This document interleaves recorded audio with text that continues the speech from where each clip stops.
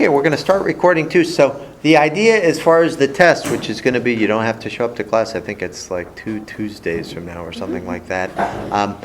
All this information, what you'll probably get is some sort of question on the test that says, which movement was this probably about? Where would this fall in under, type or token reductionism? Give your analysis to this case kind of thing. And as long as you say what you think, you can get partial credit. If your answer is wrong, that's okay, but you can get partial credit, and you'll probably have 4 or 5 questions like that. What I wanted to go into next on the agenda here was the realm that's going to tie back to cognitive neuroscience, but it's the idea of psychology. Would you consider psychology to be a science? Yes. So I'm hearing a lot of yeses here. Does anybody want to kind of give some thoughts on why you think psychology is a science? Desha, can you say why psychology might be considered a science? Because it involves the brain and how it works. The brain and how it works. That's one part of the idea. Anything else to add? Go ahead. Because studies can be conducted and experiments.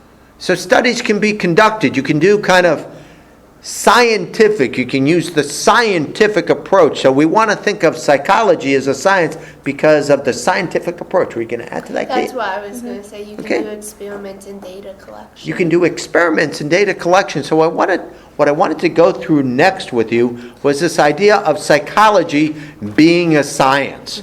And psychology being a science started out in the late 1800s. And it started out with a guy by the name of William Wundt. People heard of William Wundt before? What do you guys know about Wundt? I see some heads shaking here. Do we know? Sorry, I can't see the name tag. Hannah, do you know anything about this guy Wundt?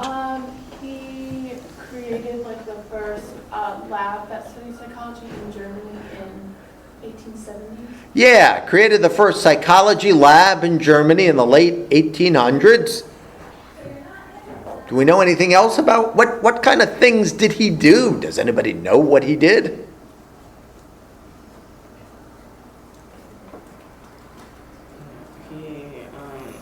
A lot of his psychology is based on sitting and thinking about just things. Sitting and thinking. It was very close to that. It was sitting and not necessarily thinking, but actually the fire truck might be a good example of the situation. You would be sitting in a room. He would try to train people to perceive basically sounds and visual things. So the fire truck going by, that would be kind of an introspective thing to do. He founded the movement of introspection. The idea was he would try to train people on how to listen and hear things. How was the sound of that? Was it loud? Was it soft? How long did it go? So he would try to train people to just perceive things, and he would try to measure these things. So it was kind of a sensation thing. How do you perceive my sound? Bella, that was a really nice answer you gave today. You can tell I'm being what? Louder. Louder, but was I being even sarcastic with that? Perhaps. He probably wouldn't study sarcasm, but the idea of having people perceive, it was very sensation-oriented. How are you perceiving sounds and visual things, and can you describe that? So it was very much based on describing your sensations. So Jan, thank you for doing that. Was it loud? Was it soft? How long did it go? So introspection was kind of founded by Wundt. He would bring people in, he would put on tones and sounds and visual things and ask people, what would you be perceiving here? Even drinking water, what was that sound like? You both did that kind of simultaneously. Thank you. Maybe I can do it too. So what was the sound of that like? So introspection. So he made this scientific because he tried to train people on how to perceive these things. And he wanted to know, what were your perceptions? So that was kind of scientific. But does anybody know, were there any problems with that, would you consider that really to be strong science? Kate, what would you say? Since he was asking them, what did you hear, they easily could lie to just they could try to say what they thought he wanted them to say. So there could be some self-report bias. This would be good to write for the notes. So one of the problems with introspection, there could be a self-report bias. Even if they weren't lying, like if they thought they were telling the truth, it's all very subjective, so it's hard to collect data that way. It's very, very subjective as well. A lot of self-report, probably wouldn't be lying, but very self-report based, not really so scientific.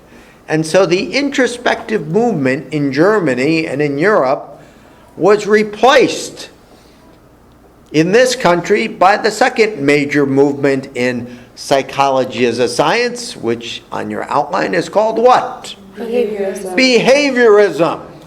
So what do we know, Skinner, Pavlov, what was behaviorism all about? What were people up to in behaviorism?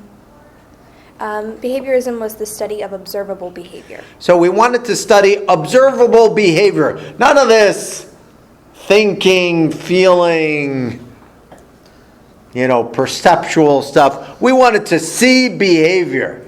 If we're going to be scientific, we need to see behavior. And if we see behavior, what can we do with behavior? Control it. You could control the situation, which is kind of experimental. What else were you going to say? Oh, I just said change it. You could change it, so you could manipulate the situation, kind of scientific in a way. But the other very important thing you could do besides changing things, you could also measure behavior. So behaviorism was changing stimuli, changing situations, measuring behavior. And would you consider this to be much more scientific? Yeah, so about the Pavlov idea, right? Stimulus and response, training the dogs. So all very scientific, observable behavior. This was all part of it. So only things that could be observed would be part of behaviorism. Skinner, operant conditioning. What was operant conditioning all about?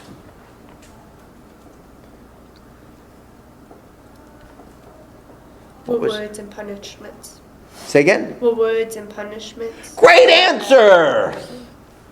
Rewards and punishments. So reinforcement.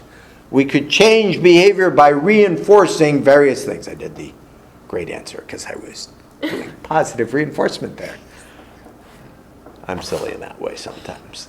So the idea is reinforcement would be part of that. So all very stimulus-based.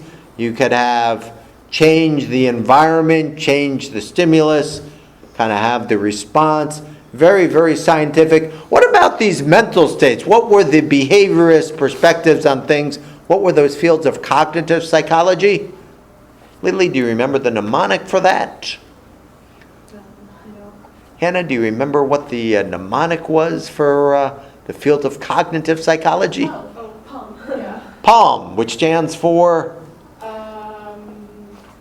Problem solving, attention, language, and memory. So what would a behaviorist say about studying attention, language, memory, and problem solving? Stop wasting your time. Those are mental events. So strict behaviorism, very important for your notes, rejected the idea of mental events. We want to be scientific here. Observable behaviors. That's what we want. And were they pretty good at doing this kind of stuff? They were. So that's the idea of introspection and behaviorism, Pavlov and Skinner. I'll stop the recording here. How long have I been babbling for? Need the glasses. Sorry, they have to listen to this. 9 minutes it looks like here.